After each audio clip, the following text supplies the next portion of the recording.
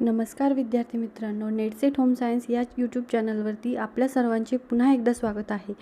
आज आपण पाहणार आहोत अन्न आणि पोषण विज्ञान या टॉपिकमधील पोषण म्हणजेच न्यूट्रिशन हा भाग.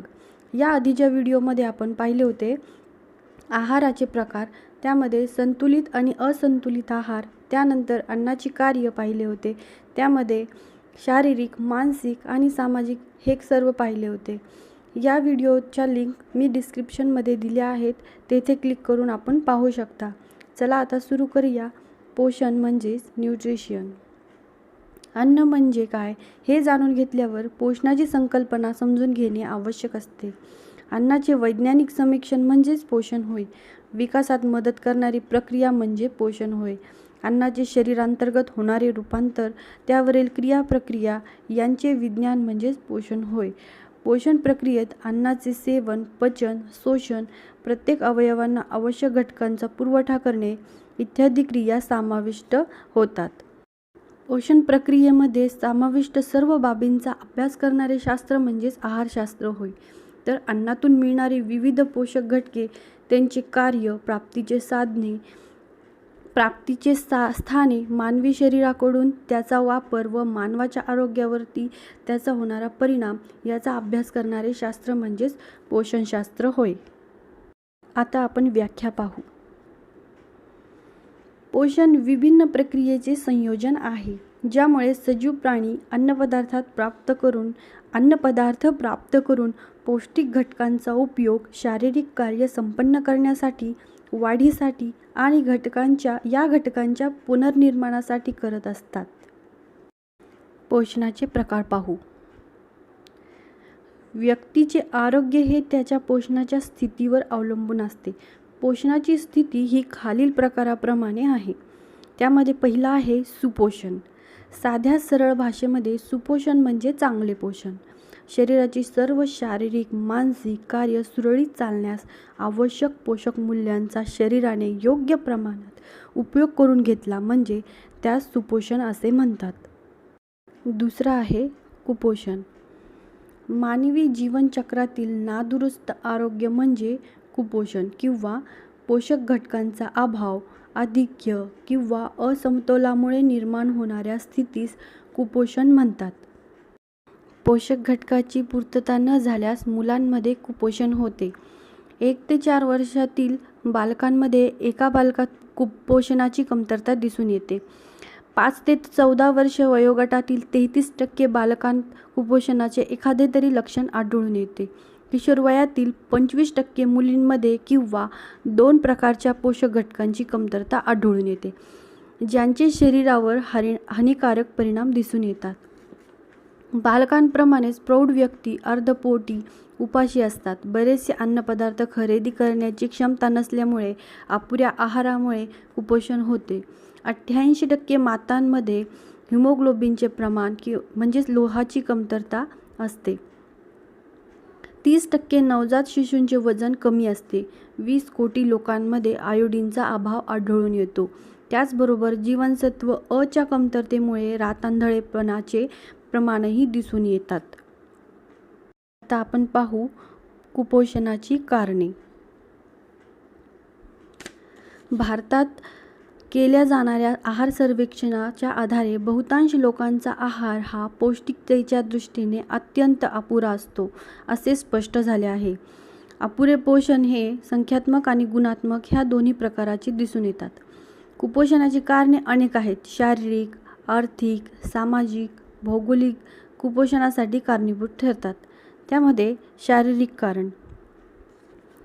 यात पौष्टिक घटकांचे असंतुलन, गरजेनुसार अन्नाचा अभाव, आजार व शरीर क्रियांमध्ये बिघाड या घटकांचा समावेश होतो. त्यामध्ये पोषक घटकांचे असंतुलन. यामध्ये पोषक घटकांच्या कमतरतेमुळे किंवा आधिक्यामुळे आहार असंतुलित बनतो. सामान्यतः आधिक्याच्या कुपोषणापेक्षा कमतरतेच्या कुपोषणाचे प्रमाण जास्त असल्याचे दिसून येते. कमतरतेच्या कुपोषणाचा परिणाम हा बालक, गरोदर स्त्री, स्तनदा मातांवरती अधिक प्रमाणात दिसून येतो. प्रथिने, जीवनसत्वे अ, जीवनसत्वे क, जीवनसत्वे ब, लोहाच्या कमतरतेचे प्रमाण असल्यामुळे आढळून येते. गरजेनुसार अन्नाचा अभाव. व्यक्तीचे वय लिंग, कामाचे स्वरूप, शारीरिक अवस्थांनुसार आहार व पोषक घटकांची गरज वेगवेगळी असते. त्याचप्रमाणे व्यक्तीला आहार न मिळण्याची स्थिती दीर्घकाळ राहिल्यास कुपोषण होते. त्यामध्ये अजून आहार, कुपोषण आणि विविध संसर्गजन्य आजारांचा अतिशय जवळचा संबंध आहे. भूक शमवण्याएवढे देखील अन्न न मिळणे यामुळे कुपोषण होऊन कोणत्याही संसर्गजन्य रोगाला शरीरात प्रवेश करण्याची संधी प्राप्त करून दिली जाते. यामध्ये अतिसार, क्वालरा, क्षय यासारख्या आजार होतात. कुपोषणामुळे शरीरावर हानिकारक परिणाम दिसून येतात. स्वादुपिंड ग्रंथीचे कार्य परिणामित होऊन पचनसंस्थेचे विकार, मधुमेहासारखे आजार होतात. आर्थिक किंवा गरिबी. भारतात गरिबी ही एक मोठी गंभीर व सामाजिक समस्या आहे. पैशाअभावी लोकांना खायला सुद्धा मिळत नाही. एकूण लोकसंख्येच्या 32 कोटी लोक दारिद्र्य रेषेखाली होते. दारिद्र्य म्हणजे किमान राहणीमान मिळवण्याची लोकांना असमर्थता. राहणीमानाबरोबरच पोषण घटक घेण्याची क्षमता, आयुमर्यादा, जन्मतः किंवा शिशु अवस्थेत बालकांचा मृत्यूदर, बालकांचे शाळेत जाण्याचे प्रमाण इत्यादी देखील दारिद्र्याचा विचार केला जातो. आपल्या देशात दारिद्र्य मोजण्याची संकल्पना ही लोकांनी आवश्यक असणाऱ्या कॅलरीच्या प्रमाणावरती आधारित आहे. आता आपण पाहू सामाजिक कार्य. त्यामध्ये अज्ञान. भारतीयांमध्ये आहार नियोजन, पोषणाविषयी ज्ञानाच्या अभावामुळे दोषपूर्ण आहार घेतला जातो. त्यामध्ये विविध पोषक घटक कोणते, ते कोणत्या अन्नपदार्थातून मिळतात, व्यक्तीची वयानुसार, लिंग, शारीरिक अवस्थानुसार पोषक घटकांचा दैनंदिन आवश्यकता याविषयीचे ज्ञान नसणे. अन्न शिजवण्याच्या योग्य पद्धती ज्ञानाच्या अभावामुळे चुकीच्या पद्धतीने आहार बनवला जातो. कुपोषण किंवा अपुरे पोषण होऊन स्वास्थ्य बिघडते. आणि त्यामध्ये आहे अंधश्रद्धा. आजही ग्रामीण भागात आजारांवरती उपचार करण्यासाठी अंधश्रद्धेचा आधार घेतला जातो. आजारी बालकाला डॉक्टरकडे नेण्याऐवजी उपचारासाठी मांत्रिकाकडे नेले जाते. नुसते पाणी किंवा प्रसाद आजार बरा होण्याऐवजी उपासमार होऊन कुपोषण होते. गोवर, कांजिण्या आजारामध्ये औषधोपचाराऐवजी विशिष्ट देवीला दही भाताचा नैवेद्य दाखवतात, ज्याचा परिणाम मुलांचे आरोग्य बिघडून कुपोषण वाढते. अंधश्रद्धेबरोबरच खाण्यापिण्यात बऱ्याचशा गैरसमजुतीमुळे कुपोषण होते. उदाहरणार्थ, गरोदर स्त्रीने पालेभाज्या खाल्ल्यास अतिसार होतो, पपई खाल्ल्यास गर्भपात होतो, डाळी खाल्ल्यामुळे गॅसेस वगैरे होतात, महागडे पदार्थ म्हणजेच पौष्टिक पदार्थ असतात, अशा चुकीच्या समजुतीमुळे कुपोषण दिसून येते. आहाराच्या सवयी.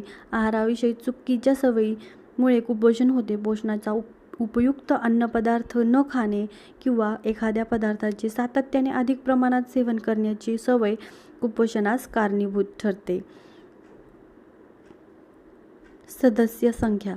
कुटुंबाचे उत्पन्न कमी असल्यास व प्रमाणही कुटुंबाचे सदस्य संख्या कमी असल्यास पौष्टिक आहार मिळू शकत नाही, कुपोषण होते. याशिवाय अस्वच्छ वातावरण, आरोग्य समस्या, व्यसनाधीनता, अन्न भेसळ हे सामाजिक घटक कुपोषणास कारणीभूत ठरतात. आता आपण पाहू कुपोषणामुळे होणारे आजार. त्यामध्ये पहिला आहे मरासमस किंवा सुकटी.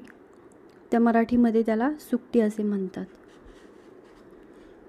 हा आजार 1 वर्षापेक्षा कमी वयातील मुलांमध्ये याचे प्रमाण जास्त आढळून येते. निम्न व आर्थिक स्तरातील कुटुंबांमध्ये या रोगांचे प्रमाण जास्त दिसून येते. म्हणजे ज्यांची आर्थिक परिस्थिती ही हालाकीची आहे, यामध्ये हा रोग जास्त दिसून येतो. दुसरा आहे क्वॉशिवॉकर किंवा याला मराठीत झुरणी असे म्हणतात. प्रथिनांच्या कमतरतेमुळे होणारा हा आजार आहे. 1 ते 4 वयोगटातील मुलांमध्ये कुपोषण मोठ्या प्रमाणात आढळून येते. यात बालकाची उंची, वजन वाढीवर परिणाम होतो, सूज येते, पचनक्षमता परिणामित होते, केसांचा रंग बदलतो, त्वचेवर परिणाम दिसून येतो. यालाच झुरणी किंवा क्वॉशिवॉकर असे म्हणतात. त्यामध्ये पुढचा आहे रक्ताशय किंवा रक्ताल्पताही असेही म्हणतात. यामध्ये गरोदर स्त्रिया व बालकांमध्ये रक्तक्षयाचे प्रमाण हे जास्त आढळून येते. यामुळे माता व शिशूंच्या मृत्यूचे प्रमाण हे जास्त असते. रक्तातील HB म्हणजेच हिमोग्लोबिनचे प्रमाण कमी होऊन अनेक गंभीर आजार होऊ शकतात. गरोदर स्त्रियांमध्ये गंभीर रक्ताशयामुळे अकाली प्रसूती, कमी वजनाचे मूल जन्मणे यासारखे परिणाम दिसतात. आहारातील लोहाची कमतरता रक्ताशयाला कारणीभूत पोषक घटक आहे. चौथा पाहू कॅल्शियमचा अभाव. कॅल्शियमच्या अभावामध्ये प्रौढांमध्ये कॅल्शियमची अभावी अस्थिमृदुता हा रोग होतो. विशेषतः स्त्रियांमध्ये याचे प्रमाण अधिक दिसून येते. पुढचा पाहू जीवनसत्व ड. जीवनसत्व ड 1 ते 5 वर्ष वयोगटातील मुलांमध्ये जीवनसत्व ड च्या अभावी मुळदूस हा रोग होतो. यात जीवनसत्व ड च्या कमतरतेबरोबरच कॅल्शियम, फॉस्फरस या क्षारांच्या असंतुलनामुळे हा विकार होतो. अस्थिची बांधणी परिणामित होऊन हाडे मऊ बनतात. हातपाय बारीक, पोट मोठे दिसते. हातपायांच्या हाडांचा बाक येतो. दातांवरती परिणाम होतो. यकृताचे कार्य बिघडते. हगवण लागते. याचा एकूण परिणाम बालकाची वाढ व विकास खुंटतो.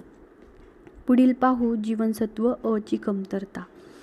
जीवनसत्व अ ची कमतरता. भारतीय वैद्यकीय संशोधन समितीच्या अहवालानुसार दरवर्षी 12 ते 15 हजार मुलांना जीवनसत्व अ च्या अभावी अंधत्व येते. गरोदर स्त्रिया व इतर व्यक्ती देखील याचा अभाव निर्माण होतो. जीवनसत्व अ च्या अभावी प्रामुख्याने डोळ्यावर परिणाम होतो. उदाहरणार्थ रातआंधळेपणा, डोळे निस्तेज होणे व कोरडे पडणे, डोळ्यांची आग होणे,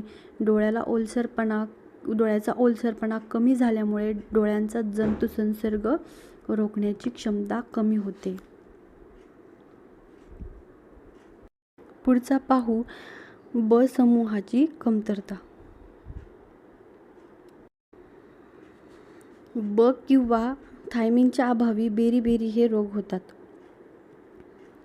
त्यात पचन क्षमता कमी होऊन स्नायू शिथिल व कमजोर होतात. अतिसार, मांसपेशींवर हृदयावर परिणाम होतो.